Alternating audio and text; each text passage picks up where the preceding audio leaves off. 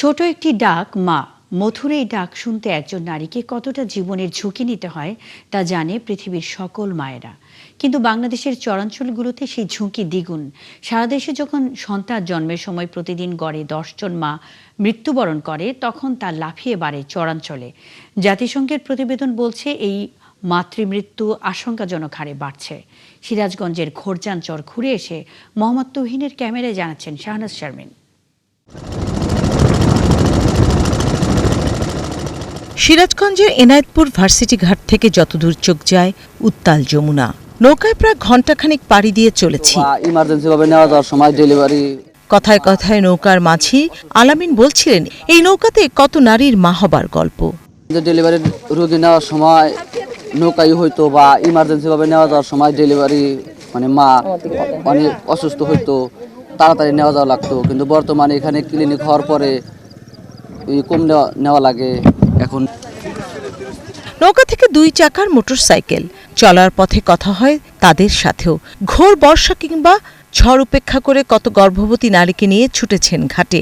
কখনো ঘাটে প্রসব হয়েছে, কখনো বা সারা রাত অপেক্ষায় থাকতে হয়েছে নৌকার জন্য।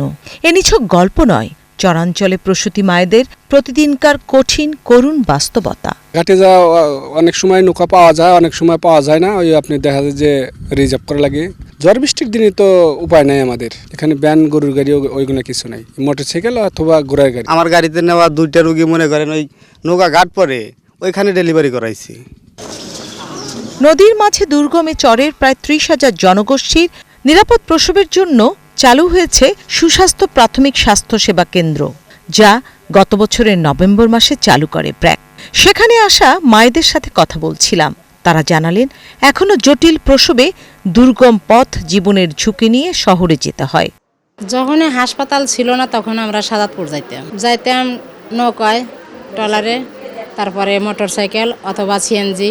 এখানে যে ভোরবেলায় যাইছি, নৌকা পার হয়ে আইছি, তারপরে ওই যে মোটরসাইকেল আইছি। প্রথম বাচ্চা তো এই করবে, আলতা করবে না গেলে তো ওপারে নিয়েছিলাম। যদি একটা সিজার করার যদি একটু ব্যবস্থা হইল নি, আমাদের যাওয়া তো অনেক মুশকিল। সিজার করতে জাতি গেলেই বাচ্চা কত সময় মারা যায়, মানে হ্যান্ডও আনার পরে হয় না।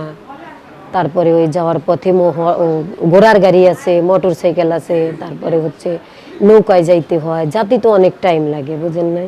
স্বাস্থ্য দপ্তরের maternal and perinatal death services and রেসপন্সের পরিসংখ্যান অনুযায়ী 2017 থেকে 2022 সাল পর্যন্ত মায়ের মৃত্যু কমলেও গত 3 বছরে তা আবার বাড়তে শুরু করেছে। 2022 সালে প্রতি লাখে মায়ের মৃত্যুর হার ছিল 62, যা 2023-এ 75 আর 2024-এ বেড়ে 90-এ পৌঁছেছে।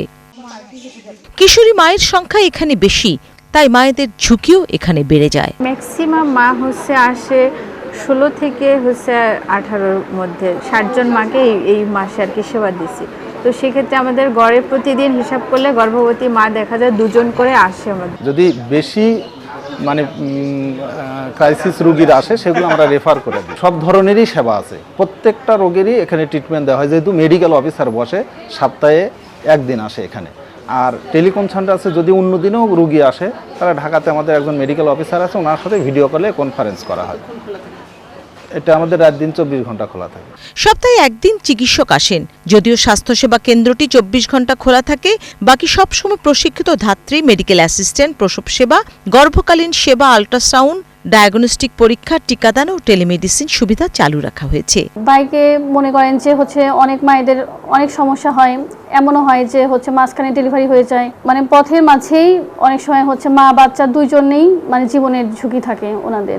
তো এখানে এই আল্ট্রা মেশিন হওয়ার জন্য মা বাচ্চা কবে ডেলিভারি হবে এটা তো আগে কেউ জানতো না। আবার এমনও আছে যে কিছু কিছু মা কনসিভ করেছে কিন্তু জানে না যে উনি কনসিভ করেছে, বলে যে এমনিতেই পেট ফুলে গেছে। জাতিসংঘের প্রতিবেদন অনুযায়ী বাংলাদেশে 1 লাখ শিশু জন্ম দিতে গিয়ে 123 জন মায়ের মৃত্যু হচ্ছে। তবুও মা হবার অদম্য ইচ্ছেটা যে ফুরায় না এই মায়েদের। শাহনাজ শারমিন, 71, ঘোরজানচর, চৌহালি উপজেলা, সিরাজগঞ্জ।